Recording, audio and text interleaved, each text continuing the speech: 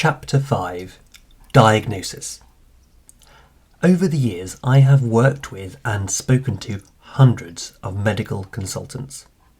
While working as a diagnostic radiographer, I spent countless hours in operating theatres, providing imaging for orthopaedic and urological surgeons. I worked many hundreds of hours in A&E on both day and night shifts, providing X-ray imaging for a wide variety of injuries and conditions.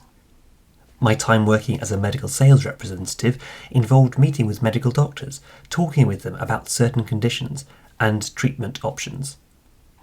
As a copywriter, I have spent many hours talking with medical consultants on the phone and via Zoom, interviewing them for various content marketing projects I've been hired to work on. Without fail, every single medical consultant, every medical doctor, every nurse, every physiotherapist, anybody who is involved in the medical field would, or should, tell you that the most important step to receiving the optimal treatment for your condition is to first get an accurate diagnosis. Before planning treatment, you need to know what is causing your symptoms. Sometimes a diagnosis may be relatively straightforward and quick to make. For example, it may be fairly obvious that somebody has a fractured wrist, or more commonly, a fracture in the lower part of their radius or ulna, the bones of the forearm, because their wrist has a certain unusual shape to it. Often it will be the shape of a dinner fork, with a bend near the wrist where there really should not be a bend. An X-ray of their wrist would show the fracture or fractures, confirming the diagnosis so that treatment could be planned. In other cases, diagnosis may be far more complex, requiring several investigations and tests before an accurate diagnosis can be confirmed. For example, somebody struggling with fibromyalgia or chronic fatigue syndrome will often have a number of different symptoms with many possible causes. Over time, appropriate investigations are used to exclude certain causes in order to narrow down a diagnosis. The unhealthy realities of misdiagnosis. Before we look any further at making an accurate diagnosis, let's look at the dangers of misdiagnosis. An online search showed me that successful claims made for wrong diagnosis cost the NHS £12.2 million between 2014 and 2015. £12.2 million. Not only is that financially shocking, it is of course a sobering reminder that people's lives would have been significantly affected by a misdiagnosis. To further hammer this point home, a Mayo Clinic study revealed that only 12% of patients seeking second opinions from the Mayo Clinic had been correctly diagnosed by their primary care providers. More than 20% had been misdiagnosed, while 66% required some changes to their initial diagnosis. How scary is that? 20% had been misdiagnosed, and 66% needed some changes to their initial diagnosis. How much anxiety or worry would the affected patients have experienced as a result of their misdiagnosis? How can you put a price on it?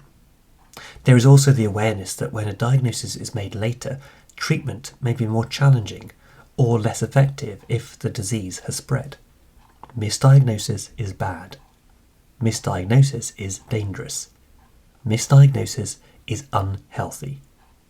I'm sure you can see where I'm going with this, because this of course has parallels with business. It is not enough just to say that something is wrong in your business. The more important question is your diagnosis accurate? Is it correct? Who has made the diagnosis? What qualifies them to have made the diagnosis? Are they somebody that you should listen to? Or somebody maybe you should be a bit wary of listening to? What do you need to make a diagnosis? Making an accurate diagnosis depends on several different things.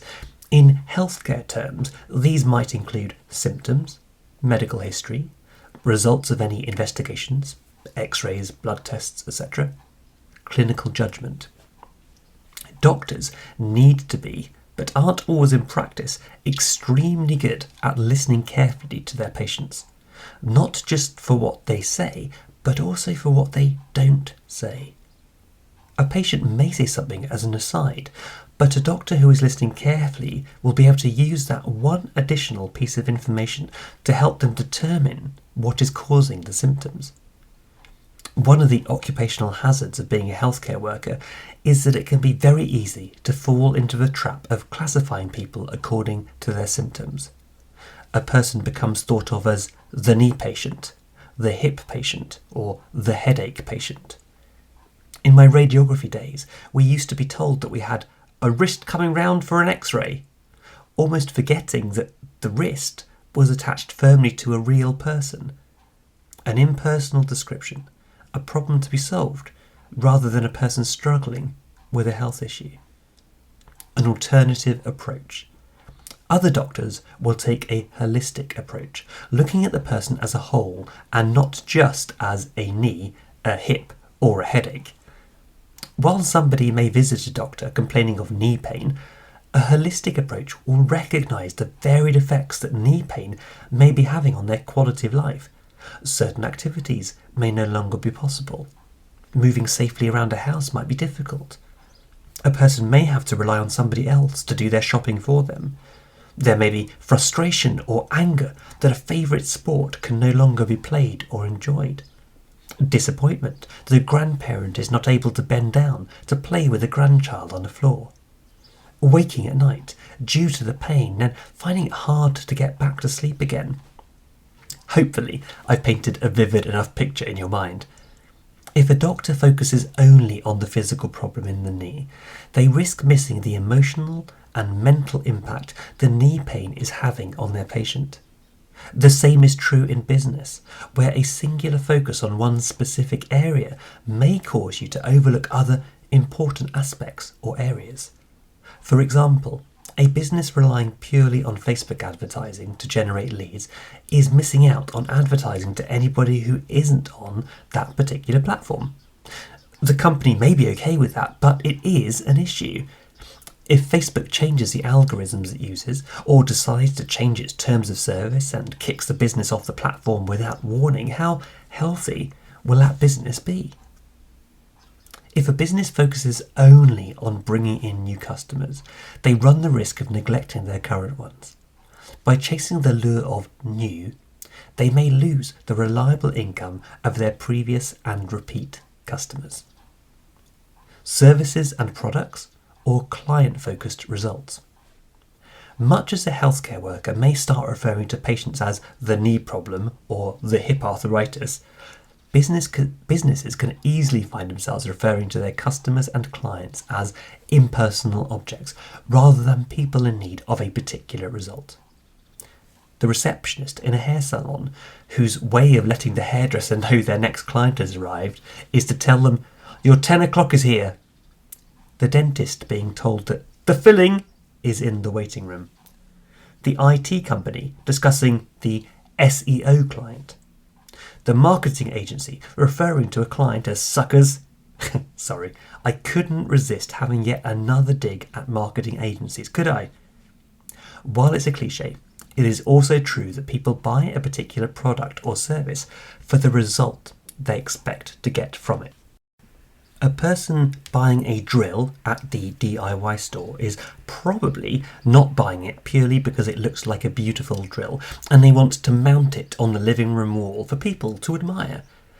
Nor are they buying it purely to drill holes into something. They are buying it for what it will enable them to do once any holes have been drilled. For example, securely fixing a shelf to the wall, upon which they can store their spare copies of their healthy marketing handbook. That's right, I'm promoting my own book inside my own book, which you already own. Is there no end to his self-promotion, I hear you ask? Sorry, no. When is a diagnosis needed? If you've noticed symptoms in your business, such as a poor result from a recent marketing campaign, you will need to investigate the possible causes to arrive at a diagnosis. You may be content to let any symptoms continue for a while, particularly if they're not causing significant problems in your business. If they are allowed to continue for a longer period, a month, 3 months, 6 months, 12 months, they have the potential for having a magnified effect on your business profits and future income. Just as in a healthcare setting, it is important not to make a diagnosis too quickly. Before a diagnosis can be made, it's important you properly investigate the problem, examining it from all angles. It is always worth investigating thoroughly, as an incorrect diagnosis may cause you to try to waste time and money treating the wrong thing. How is a diagnosis made? A hospital will have many diagnostic capabilities held within its walls, including blood tests, X-ray imaging, MRI scans, ultrasound and endoscopy. Each provides different types of diagnostic information. For example, a CT scanner uses X-rays and computer technology to create cross-sectional images of the body. It provides much more detailed information than a standard plain X-ray can. MRI scans provide much more detail about the soft tissues. In business, some problems may be simple to diagnose while others will require more time and effort. Some may be relatively easy to fix, while others will run much deeper in the business and require extensive rearrangement, remodelling and restructuring of the business to take it from failing to thriving, unprofitable to profitable, unhealthy to healthy. Healthy marketing involves taking a comprehensive, all-encompassing, honest look at your business, not just looking at what you think the problem might be. You want to be looking at everything, including your business systems, your customers, the results you're getting, the results your customers are getting, changes in the lifetime value of your customers, how customers are first coming to you, i.e. lead sources, trends in your business and your industry, both current and future, trends in customer spending, cost of lead acquisition, and changes in this over time, strengths and weaknesses in your business, strengths and weaknesses of your competition, referral pathways, current daily, weekly and monthly income, and changes in this over the previous 3, 6, 9, 12 months. Your pricing strategies, your offers, are they working? Which ones are getting the best results? Depending on your specific business symptoms, you may want to take a further step back from your business and industry and look at political changes that may be affecting or could affect spending behaviours or economic forecasts, changes in popular culture, global tax changes and their potential implications on your business, advances in technology, both where they impact on your business directly or could be used in your business for better effectiveness, where money is moving from and to, e.g. from offline to online, print to digital. This sounds like a lot of work.